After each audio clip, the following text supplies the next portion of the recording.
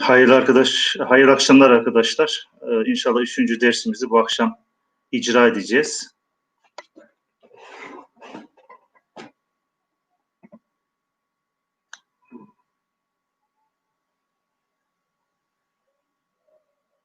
Bu akşam Durub-i Emsal adıyla meşhur bir atasözümüzü inşallah okumaya gayret edeceğiz.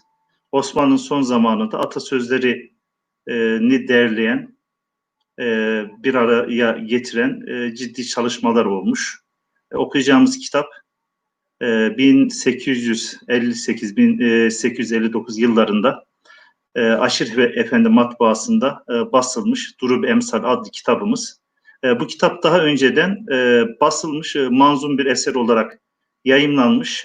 Fakat dili ağır olduğundan dolayı ve çok da kullanılmayan bazı atasözleri bulunduğundan dolayı o atasözü kitabından Hıfzi'nin yazmış olduğu atasözü kitabından derlemeler yapılarak yaklaşık 30 sayfalık 690 atasözünden oluşan şu an okuyacağımız kitap basılmış. Evet, hangi tarih biraz önce söylemiştik, 1858-59 tarihinde basılmış. Yani 1275 senesi Cemadiyel Ulası'nın evahirinde diye de kitabın arkasına not düşülmüş diyelim. Evet, hayırlı akşamlar diyorsunuz. Hayırlı akşamlar diyelim biz de inşallah. Kitabımızı okumaya geçelim. Yani kitap hakkında çok fazla bir malumat yok. Yani atasözleri kitabı olduğundan dolayı bu kadar malumat yeterli diye düşünüyorum. Hocam, bu haftanın okumalar için verilen linkler çalışmıyor. Teknik işlerle ilgilenen arkadaşlara iletir misiniz lütfen denilmiş. İnşallah Osman Hocam şu an takip ediyordur. Yani kastettiğimiz okunacak kitapların yayınlandığı herhalde link çalışmıyor. Yoksa şu anki ders herhalde geldiğinize göre, girdiğinize göre şu an ders aktif. Herhalde o şekilde anladım. Doğru mu? Soruyu soran arkadaşımız. Yani kitapların PDF'lerinin yayınlandığı yerin linki herhalde çalışmıyor tarzında dediniz diye ben o şekilde algıladım. İnşallah teknik servis o noktadan dinliyordur. İnşallah eksikler giderilir. Yeniden sizin ulaşacağınız şekilde linkler düzenlenir diyoruz arkadaşlar. Evet, tamam. İnşallah tamam. Teknik servisimiz şu an almıştır. Ne diyelim ki işaret almışlardır. İnşallah düzenlerler arkadaşlar. Evet, dediğimiz gibi yeni girenler için yeni bir tekrar yapayım. Şu an iyi gayet hocam demiş. Tamam, güzel. Yeniden bir tekrar yapalım. Okuyacağımız kitap Durub-i Emsal. Durub-i Emsal adlı kitabımız. Onu okuyoruz. 275 senesi Cemaziyel Ulası'nın evahirinde diye kitabın arkasına not düşülmüş. Aşir Efendi basmacı, Aşir Efendi matbaasında basılmış. O şekilde not düşülmüş. Yani yaklaşık 150 senelik bir kitabın arkadaşlar incelemesini, okumasını yapacağız. Hıfzi adında bir şair tarafından manzum olarak ilk defa neşrediliyor, yayınlanıyor. Fakat bazı atasözlerinde kullanılan kelimeler eskidiğinden ve bazı atasözlerde kullanılmadığından işte bilemiyoruz, pedagojik noktalardan da olabilir. Yeniden basmacı Aşir Efendi matbaası tarafından kitap ele alınıyor. 30 sayfa, yani kapak sayfasıyla beraber 32, iç kapak sayfasıyla beraber 32 sayfalık bir kitap elde ediliyor. İçinde de 690 tane atasözü var. İnşallah onları okuyalım yavaş yavaş, aheste aheste okuyalım arkadaşlar inşallah.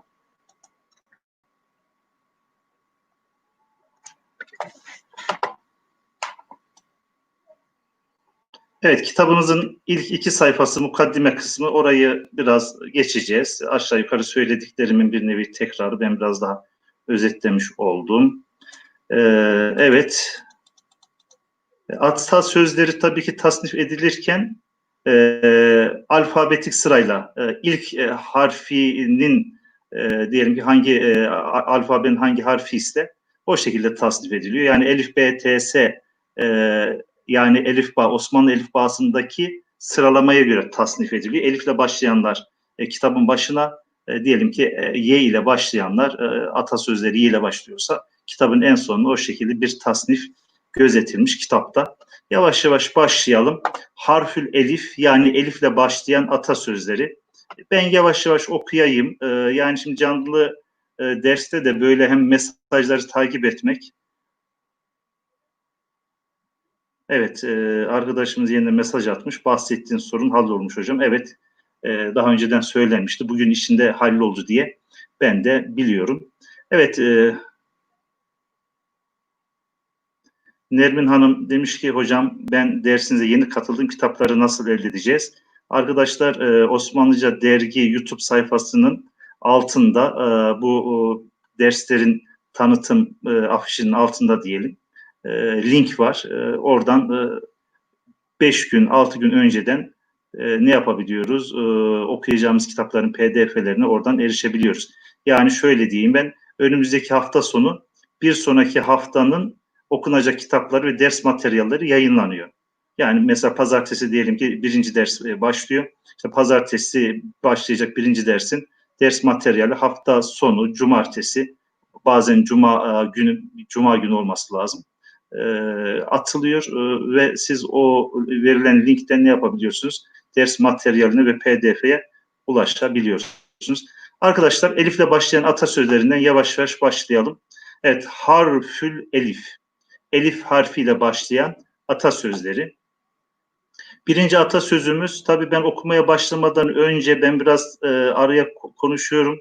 Biraz ağırdan alıyorum ki ben okumadan önce siz de atasözlerini okumaya gayret edin, çalışın şeklinde size aslında konuşarak biraz zaman tanıyorum. Birinci atasözümüzü okumaya çalışalım. Elden gelen hayrı dırı etme. Evet, elden gelen hayrı dırı etme, zayi etme, yok etme anlamında birinci atasözü. Tabii atasözü diyoruz ama binlerce atasözü var. 2000 senelik, 3000 senelik bir edebi ve sözlü tarihimiz var, edebiyat tarihimiz var, bir dil tarihimiz var. Bu 3000 yıllık diyelim ki Türkçenin tarihinde veya Türk milletinin 3000 yıllık tarihinde binlerce atasözü oluşmuş. Her atasözü her coğrafyada bilinmiyor. Her atasözü her insan tarafından bilinmiyor. Veya bazı atasözleri zaman içinde eskiyebiliyor. Bazı atasözlerinin zaman içinde arkadaşlar kelimeleri ne yapabiliyor? Değişebiliyor. Görüntüyü büyütüyorum inşallah. Evet, İsmail Emek hocam Hayrat Neşriyat'ın sitesinde bulabilirsiniz kitapları demiş. Yani YouTube Osmanlıca dergi YouTube sayfasında yayınlandığını ben biliyorum. Yani Osmanlıca dergisine ait hesaplarda yayınlanıyor diye biliyorum arkadaşlar. Evet, ikinci atasözü arkadaşlar. Az tama çok ziyan getirir. Az tama çok ziyan getirir, yani getirir. Tama nedir? Hırs anlamında, değil mi? Az bir hırs çok ziyan getirir. Şu an kullandığımız, aşina olduğumuz atasözlerinden bir tanesi. Evet, ikinci satıra geçiyoruz. Ummadığın taş baş yarar. Ummadığın taş baş yarar. Evet arkadaşlar, bu atasözlerini okurken şuna da dikkat edelim. Şu an oturmuş belli bir Osmanlıca imlamız var. Osmanlı'nın son zamanında geliştirilmiş bir imla var. Kamusu Türkiye'de gördüğümüz, Belagat-ı Osmaniye'lerde gördüğümüz, Hayrat Neşriyat'ın basmış olduğu imla kitabında, imla kitaplarında gördüğümüz belli bir imla kaidelerimiz, kurallarımız var. Yaklaşık bu eser 150 sene önce basıldığından dolayı yani öğrenmiş olduğumuz, görmüş olduğumuz o bütün kaideleri birer burada göremiyoruz arkadaşlar. Mesela şurada yarar derken şu anki imlaya göre, biraz daha kolaylaştırılmış imlaya göre biz R'den sonra geniş zaman eki R'sinden önce araya ne yapıyoruz? Bir elif yazıyoruz. O biraz daha da okumayı ne yapıyor? Kolaylaştırıyor. Ummadığın taş baş yarar. Evet arkadaşlar, ben sizi duymuyorum. Tabii birebir karşılıklı iletişim içinde değiliz ama şu ikinci satırda bulunan ikinci atasözünü ben okumadan önce bir gayret edelim. Okumaya gayret edelim. Şöyle bir 30 saniyelik diyelim, size zaman tanıyalım. Siz okuyun. Daha sonra ben ne yapayım? Tekrar edeyim inşallah. Karşılaştıralım. Kolay bir atasözü. İlk attığı taş ilk attığı taş uzak düşer. İlk attığı taş. Veya bunu ilk attığı taş diye okudum ama daha sonra okurken dedim ki ilk attığı taş uzak düşerden ziyade elin attığı taş uzak düşer daha uygun arkadaşlar. El kelimesi yabancı manasında el kelimesi elif ve y ile yazılıyor. Evet, elin attığı taş uzak düşer manaya daha mutabık. Yani çok da bildiğimiz atasözleri olmadığından dolayı kitaplarına birebir çevirisi olmadığından dolayı bazen böyle birden fazla okunmaya müsait olan kelimeleri ilk okuduğumuzda farklı okuyabiliriz. Elin attığı taş uzak düşer. Tutma organımız el, elif ve lam ile yazarken yabancı anlamına gelen eli elif ve y ile ne yapıyoruz? Yazıyoruz arkadaşlar. Arada bir imla kurallarını hatırlatmakta da ne var? Fayda var arkadaşlar. Evet Ramazan Bayar hocam bu arada mesaja baktım. Siz de elin diye yazmışsınız hocam. Tamam. O şekilde düzelttik zaten diyelim.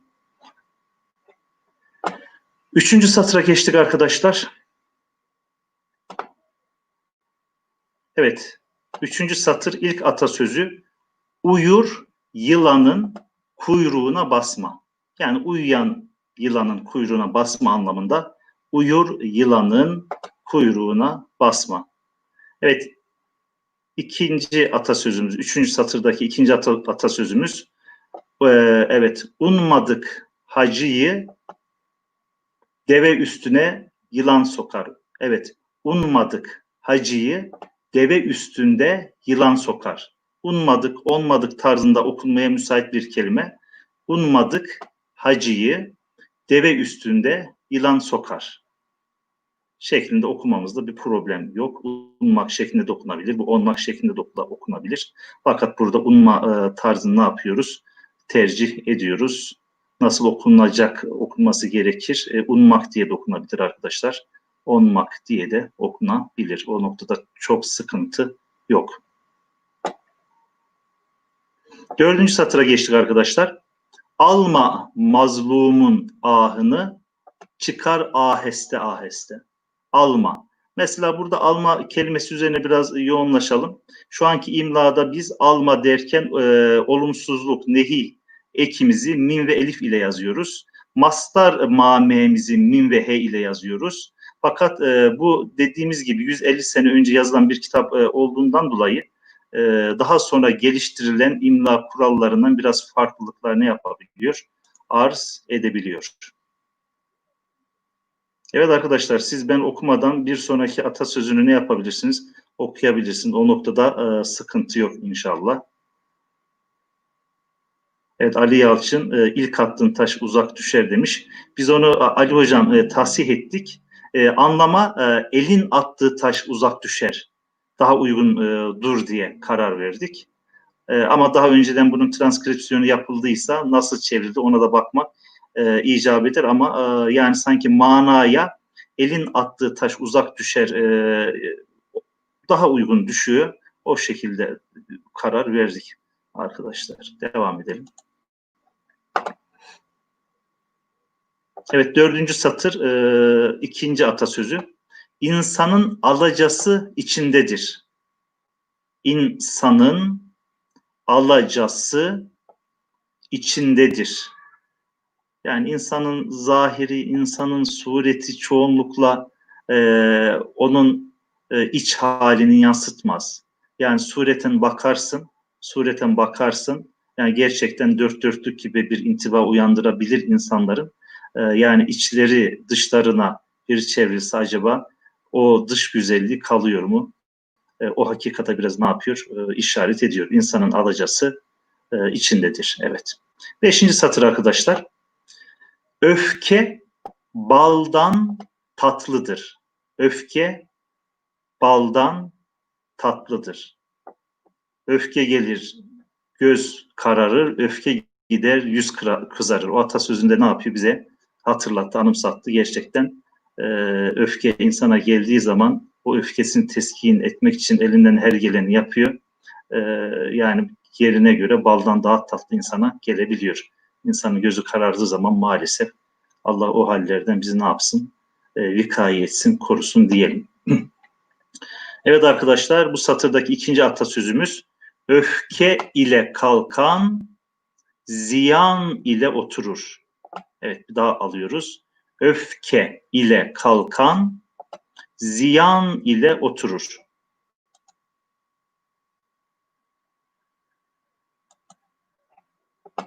Arkadaşlar bir alt satıra giriyoruz. Alt satırda yan yana iki tane atasözü var. Sizin yazmanız için birer dakika demeyeyim. İki satır için bir dakika süre tanıyacağım. Bakalım nasıl okuyacağız. Sizin okuyuşunuz ile bizim okuyuşumuz mutabık olacak mı arkadaşlar?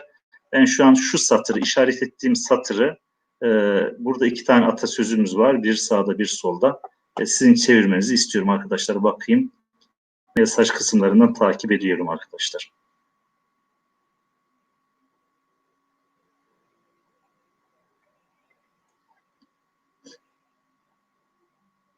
Evet, öfkeyle kalkan ziyanla oturur. Tamam, güzel. Onu yazıp onun altındaki iki satır. Evet, Sadık hocam katılmış. Evet, Sadık hocam hoş geldiniz. Bu arada Koylisar'dan değerli bir hocamızdır. Oradan tanıdığımız bir arkadaşımız Sivaslı olunca. Evet, Sadık hocam okumuş. Sadık hocam bakalım. Az veren candan, çok veren maldan. Evet, Sadık hocam güzel, çeviride problem yok. Hemen yanındaki sol taraftaki atasözünü bir arkadaşımız çevirirse iyi olur. Tamam, Ayşe Hanım da çevirmiş. Evet. Hemen sol taraftaki atasözüne geçelim arkadaşlar. Hemen işaretliyorum. Sayfayı şöyle bir değiştireyim.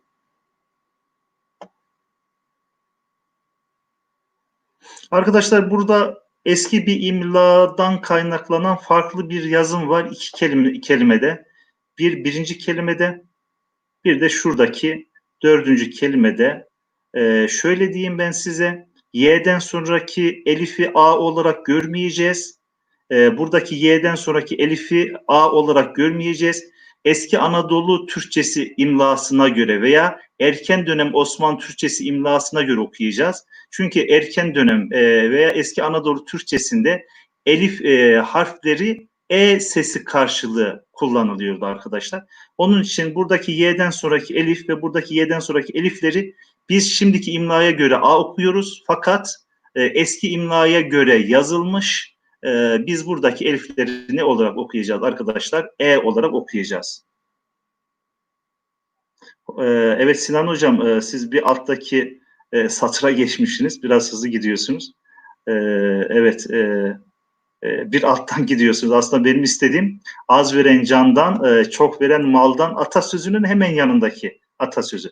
Evet, Salih Özen hocam, evet, isteyenin bir yüzü kara, vermeyenin iki yüzü demiş. Hemen bakalım. İsteyenin, bak istiyanın diye yazılmış, fakat isteyenin, dediğim gibi erken dönem Osmanlıca imlasında elif A okutmaz, elif E okutur. Onun için sonraki dönemlerde de bu imla bazen zaman zaman kullanılmış. İsteyenin bir yüzü kara, evet, vermeyenin iki yüzü. Evet, Salih hocam sağ olun, teşekkür ediyoruz. Diğer arkadaşlarımız da boş durmamış, onları da tabii ki tebrik ediyoruz. Onlara da teşekkür ediyoruz.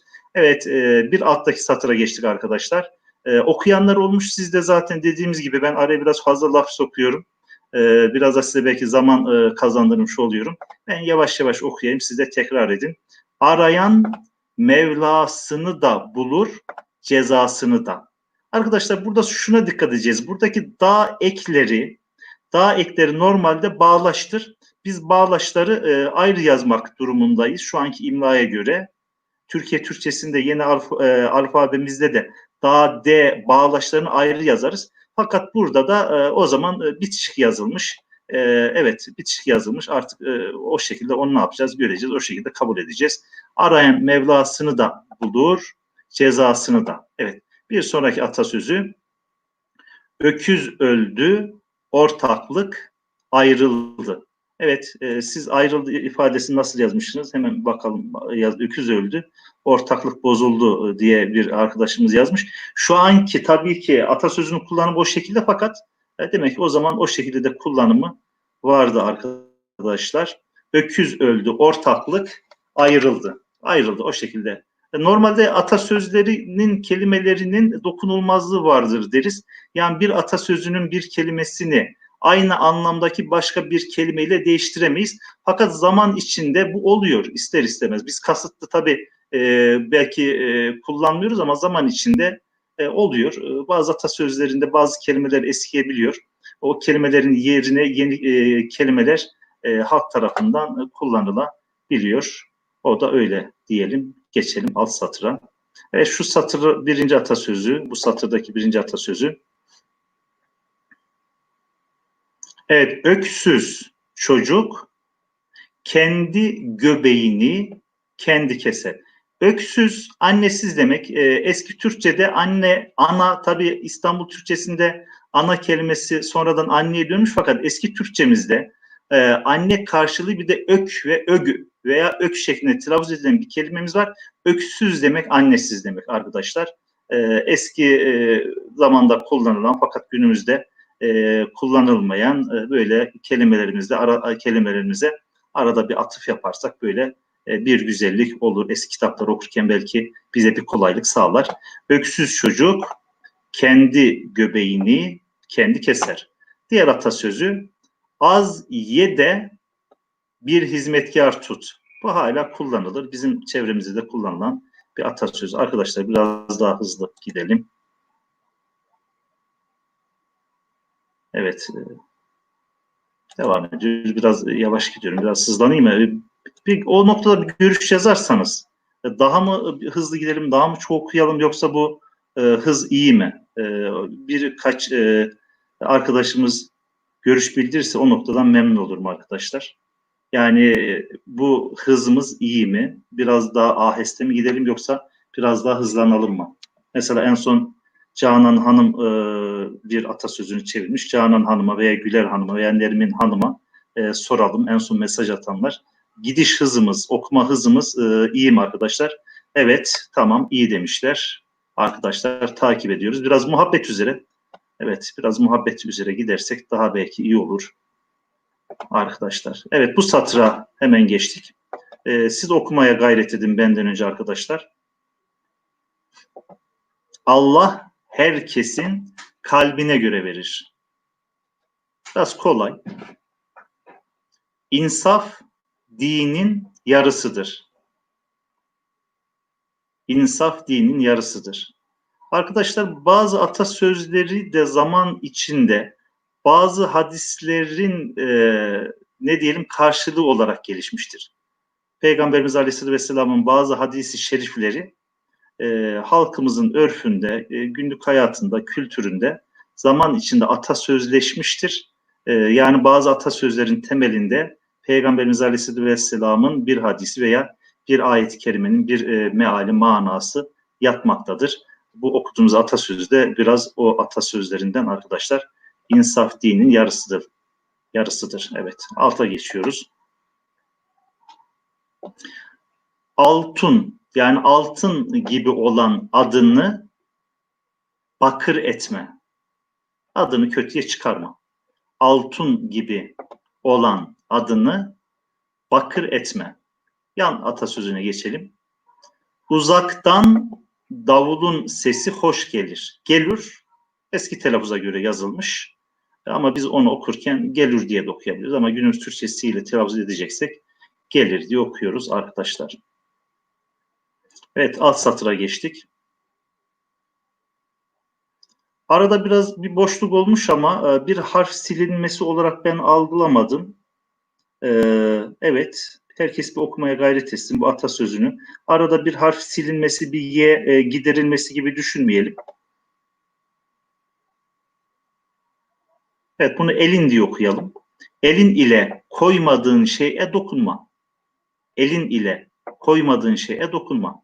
Yani sana ait olmayan bir şeye elini uzatma manasına gelebilir. Bir sonraki atasözü arkadaşlar. Edepsizden ırzını satın al. Edepsizden ırzını satın al. Yani satın al arkadaşlar. Alta geçiyoruz. Bu arada ezan okunuyor arkadaşlar.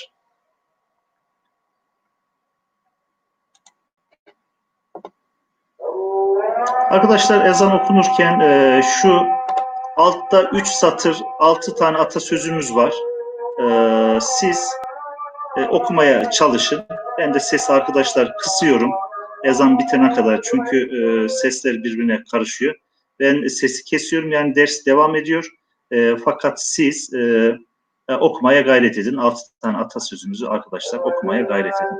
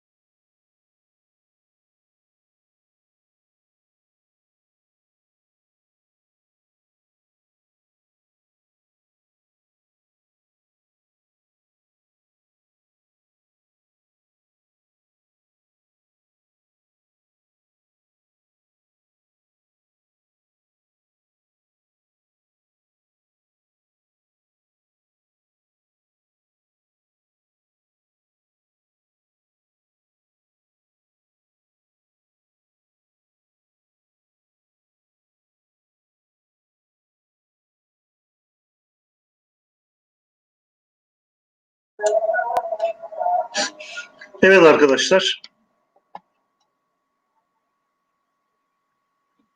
Arkadaşlarımız Yusuf Hocam,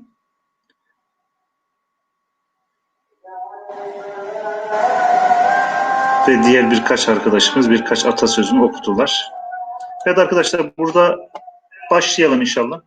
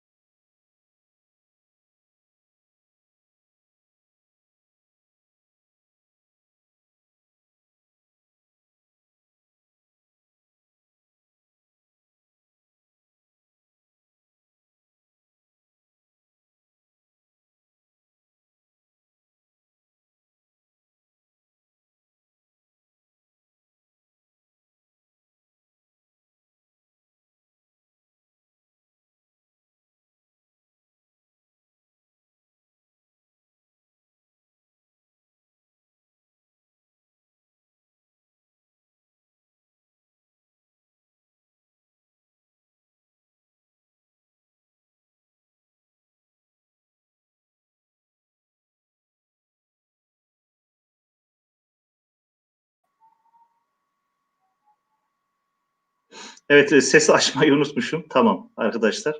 Ben de bayağı bir izahta bulundum aslında da yeniden izah edeyim istiyorsanız.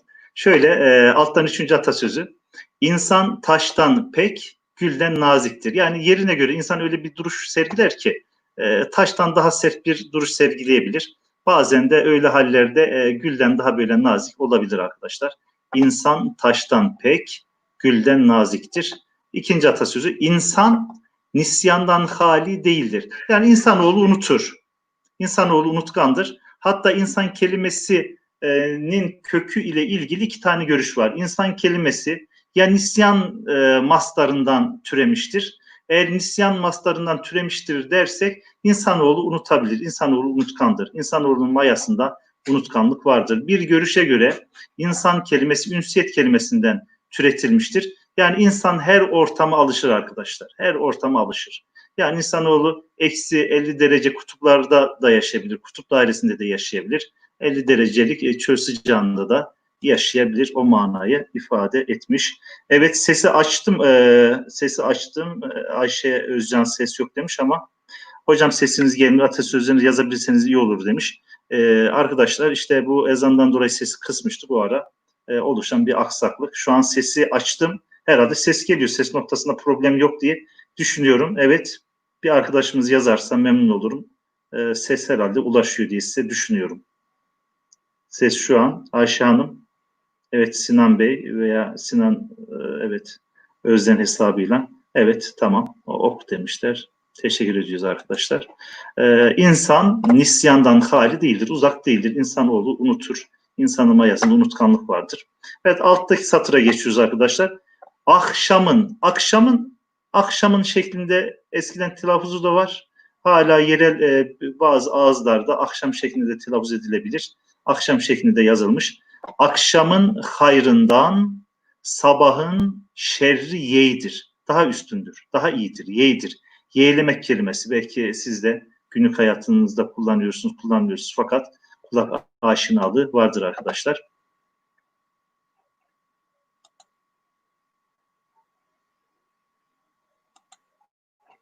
Evet, en son satıra geçtik. 1. sayfa en son satır arkadaşlar. El yarası onulur, dil yarası onulmaz. El yarası onulur yani iyi olur. Dil yarası onulmaz yani iyi olmaz.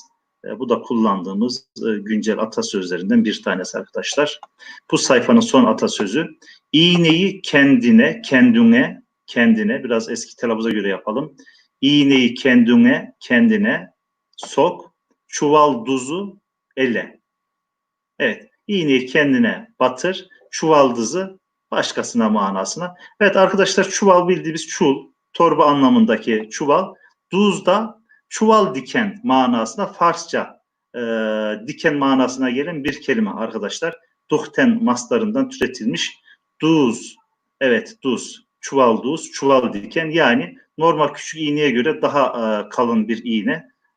Evet o kalın iğnelere çuval dikmede kullanılan iğnelere ne demişiz? Çuvaldız veya şu anki şekliyle çuvaldız demişiz arkadaşlar. Evet, 2. sayfaya geçtik arkadaşlar. 2. sayfa. 2. sayfada evet böyle atasözleri bölümlere ayrılmış. Belki sayfaya bir güzellik katmak, atasözlerini kendi içinde bir şekliyle tasnif etmek amacıyla olabilir. Biraz kafa yormak lazım. Hala elifle başlayan atasözleri kısmındayız arkadaşlar. 1. atasözü, 2. sayfa 1. atasözüne bakıyoruz. Atalar sanatı evlada miras kalır. Yani kalır. Atalar sanatı evlada miras kalır şeklinde yazılmış. Farklı farklı yorumlanabilir arkadaşlar. Daha çok eski zamanda e, yani miras gibiydi. Sanat da miras gibiydi. Zanaat da miras gibiydi. Yani böyle nesiller boyu insanlar aynı ne diyelim sanatla, zanaatla iştigal ediyorlardı. O manaya da gelebilir veya işte çocuğun anne ve babasının diyelim ki ahlaklanması manasına da ne yapabiliriz? Yorumlayabiliriz. Evet, 2. atasözü. Ulu sözü dinlemeyen, evet uluya kalır. Ulu sözü dinlemeyen uluya kalır. Alta geçiyoruz. İki kişi lakırdı ederken üçüncü olma. İki kişi, yani şu anki imlaya göre keften sonra y olması lazım. Dediğimiz gibi 150 sene önce basılmış bir kitap. Yani şu anki oturmuş son dönemde 19. yüzyılın sonunda 20. yüzyılın başında oturmuş imlayı birebir bu kitapta aramak doğru değil. Bunu kişi diye okuyacağız. İki kişi lakırtı ederken üçüncü olma. Diğer atasözü, ince eleyüp sık dokuma. Alta geçiyoruz arkadaşlar. El elden üstündür, arşa çıkıncaya dek. Şimdi biz genelde bu atasözünün ilk kısmını kullanıyoruz ya. El elden üstündür. Arkadaşlar burada okurken şu dikkatimizi çekiyor. Biz el elden üstündür derken yani daha çok yabancı manasına gelen el kelimesi değil de tutma organımız elden mecazi anlamda bir el. Yani güç, kuvvet manasını oradan çıkarıyoruz. Yine tabii burada el elden üstün derken yani insanlar maddi veya manevi olarak birbirinden farklılıklar gösterir manasına yabancı kelimesinden el. Yoksa tutma organımız elden mecazi anlam kazanmamış. Onu da okurken ne yaptık? Burada fark ettik arkadaşlar. El elden yani yabancı yabancıdan üstündür. Arşa çıkıncaya dek. Bir sonraki atasözü. El uzatılan yere ayak uzatılmaz. El uzatılan yere ayak uzatılmaz. Arkadaşlar buraya dikkati bizi yeniden verelim. El tutma organımız el, elif ve lam ile yazılırken yabancı manasına gelen el veya memleket işte yer, yaban eller diyoruz. Oradaki el veya yabancı anlamındaki el, elif, y ve lam ile yazılmaktadır. Evet. İnce elif, sık dokuma Ayşe Öz yazmış. Evet. El uzatılan yere ayak uzatılmaz. Evet arkadaşlar yazım güzel. Yani en azından mesaj ile karşılıklı bir iletişim olduğunu hissediyoruz. Güzel oluyor. Yani bizim için de bir teşvik oluyor arkadaşlar. El için yanma nare. Yak çubuğun safağını ara. Evet, el için yanma nare. Yabancı için kendini ateşe atma. Yak çubuğun safağını ara. Tabii biz burayı çok izah etmeyeceğiz. Bazen çocuklar da takip ediyor. Zararlı bir alışkanlık olduğundan dolayı orayı fazla açmayalım. Evet. El yumruğunu yemeyen kendini kahraman sanır. El yumruğunu yemeyen kendini kahraman sanır yani sanır. Evet alta geçiyoruz arkadaşlar. İlk geçtiği köprüden biz de geçeriz. İlk diye okudum. Cümleyi tamamlayınca bunun ilk olmadığını anladım arkadaşlar. Siz de fark etmişsinizdir. Elin geçtiği köprüden biz de geçeriz. Yani başkasının yaptığını biz de yaparız. Evet, elin geçtiği köprüden biz de geçeriz. Köprü yazarken vav konmamış. Dediğim gibi şu anki bildiğimiz imlalar tamamıyla burada ne yapılmamış? Uygulanmamış arkadaşlar. Elin ağzı, elin yani yabancının ağzı torba değil ki büzesin. Alta geçtik arkadaşlar. Öksüze acır çok ama etmek verir yok. Öksüze acır çok ama etmek verir yok. Arkadaşlar buradaki etmek hangi anlama geliyor? Bir arkadaşımızın cevap vermesini istiyorum. Buradaki atasözünde de var. Etmeyin büyüğünü hamurun çoğundan olur. Etmeyin büyüğü ha'ya ait nokta. Etmeyin büyüğü hamurun çoğundan olur. Buradaki etmek kelimesinin şu an karşılığı nedir arkadaşlar? Sormuş oldum. İki atasözünde geçen etmek. Evet, Müjdat Bayar ekmek yazmış. Evet, gayet güzel, doğru. Arkadaşlar etmek diye yazılıyor eski metinlerde. Şu an tabii biz yasak etmek diye yazmayız. Ekmek diye yazarız. Kefir kullanırız. Ateşte pişirildiğinden dolayı ottan veya ot tarzında telaffuz ediliyor. Zamanla bu et şeklinde kullanılmış. Etimolojisine daha önceden bakmıştım. O noktada net hatırlıyorum. Etmek, ekmek. Niye etmek şekli zamanla etmeye dönmüş. Arkadaşlar kelimenin kökü et yani ut yani ot, ateşte pişirildiği için hani diyeceksiniz ki yiyeceklerin hepsi ateşte pişiriyor. Fakat etimolojik sözlükler öyle bir anlam veriyor. Ateşte pişirildiğinden dolayı, insanlar çokça kullandığından dolayı veya ateşte yakın teması bulunduğundan dolayı işte bilemiyoruz.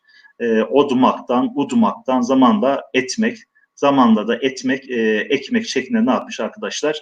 Dönmüş. Yani ekmek kelimesi eski metinlerde, yani çoğu yerde denk geldim, karşılaştım. Yani onlarca yerde, onlarca belgede okudum arkadaşlar. Ekmek kelimesinin kökü, evet ekmek değil mi? Kesinlikle ekmek. Ama dediğimiz gibi odmaktan, udumaktan, etmekten zamanla ekmek şekline bu kelimemiz tahavül etmiş, değişmiş arkadaşlar. Arkadaşlar dersimizin sonuna doğru yaklaştık. Onun için bu sayfayı hızlı bir şekilde okumak istiyorum. Mesajlara da çokça bakamayacağım. Sayfa bittikten sonra şöyle toplu bir şekilde bakarız 1-2 dakika. Ondan sonra inşallah dersimizi ikmal etmiş oluruz. Hemen arkadaşlar buradaki atasözünden devam ediyorum. Aş taşınca kepçeye baha olmaz. Evet, aş yemek taşınca kepçeye baha olmaz. Yani gerekli yerde gerekli alet eline geçtiği zaman çok kıymetlidir manasına. Ha, kepçe kelimesi kefçe. Evet, kefçe şeklinde Farsçadan geçmiş bir kelime arkadaşlar. Şu an biz kepçe diyoruz fakat eski zamanda kefçe şeklinde yazılmış. Aş taşınca kefçeye baha olmaz. İşten artmaz, dişten artar. Bu da zaten biliyorsunuz, hızlı geçelim. Uçan kuştan imdat umar. Ağlamayan çocuğa meme vermezler. Hemen şuraya geçiyoruz arkadaşlar. Emrut ağacından uzak düşmez. Arkadaşlar emrut ağacı dedik ama evet, emrut nedir? Armut arkadaşlar. Yani eski metinlerde armut kelimesi emrut şeklinde de yazılmış arkadaşlar. Yani bu etimolojisine baktım. Eskiden beri, yani yaklaşık 1000 yıllık Türkçe'de olan bir kelime. Ama Farsça olma ihtimali de yüksek. Yani Farsça kaynaklar Farsça olarak gösteriyorlar. Orijinali de emrut şeklinde arkadaşlar. Devam ediyoruz. Acı badıncanı, bazı metinlerde badılcan diyor. Burada badıncan diye yazmış. Acı badıncanı kırağı çalmaz. Devam ediyoruz. İhtimaldir padişahım belki derya tutuşa. İhtimaldir padişahım belki derya tutuşa. Arkadaşlar bununla ilgili aslında bir hikaye de anlatacaktım. Bir kıssa da anlatacaktım. Fakat zamanımız kalmadı. Arakiyeci İbrahim Efendi veya Arakiyeci İbrahim Çavuş'un bir hikayesi var. Okumanızı tavsiye ederim. Osmanlı zamanında yaşamış, onun hikayesinde Arakiyeci İbrahim Efendi'nin sıklıkla kullandığı bir söz. Yani cami yaptırmak istiyor fakat çok fakir. İnsanlar sen bu kadar fakirsin, ekmek bulmaya paran yok dedikleri zaman diyor ki ihtimaldir padişahım belki derya tutuşa, yani imkansızları Rabbimiz inşallah imkanlı hale getirir manasına bir sözü sürekli tekrar edermiş. İşte bazı atasözlerin oluşmasında da bazı hikayeler etkili diye biliyoruz. Fakat o zaman bu hikayeden mi atasözü haline geldi? Fakat zaten bilinen bir atasözü müydü? Onu da çok da bilemiyoruz. Farklı rivayetler var. Kısaca geçmiş olduk arkadaşlar. Aç gezmekten ise tok ölmek evladır. Ölenin malı da beraber ölür. Eyyüleye kemlik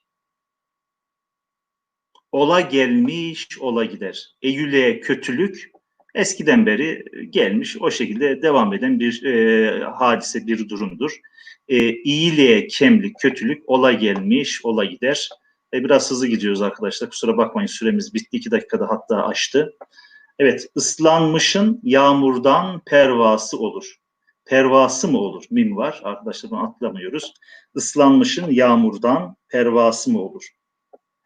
Açma kutuyu, söyletirsin kötüyü, söyledirsin kötüyü. Biz söyletirsin günümüz Türkçesine göre okuyoruz, telaffuz ediyoruz. At alan Üsküdar'ı geçti. Şu an atı alan diyoruz arkadaşlar. Bazen atasözlerinde demek ki değişiklik meydana geliyor. Esrik devenin, yani kendinden geçmiş devenin, çulu eğri gerek. Evet, ansunlar beni bir çürük elma ile. Evet arkadaşlar, fazla okuyamadık, 2 sayfa okuduk.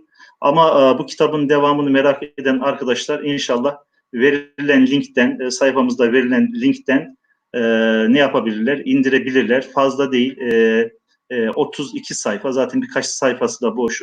Yani kapak sayfası, ilk künye sayfası. Yani güzel bir atasözü.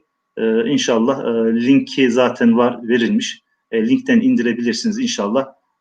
Bir hafta içinde kendini geliştirmek isteyen arkadaşlar kitabı okurlar. Bir sonraki derste inşallah yeni kitabımızla görüşmek üzere diyelim. Allah'a emanet olun diyorum inşallah. Dersimizi burada ikmal ediyoruz. Evet, yurt dışından da takip edenler varmış. Evet, sizden de Allah razı olsun diyoruz inşallah. Bugünlük de bu kadar diyoruz. Önümüzdeki hafta görüşmek üzere. Allah'a emanet olun. Hayırlı geceleriniz olsun.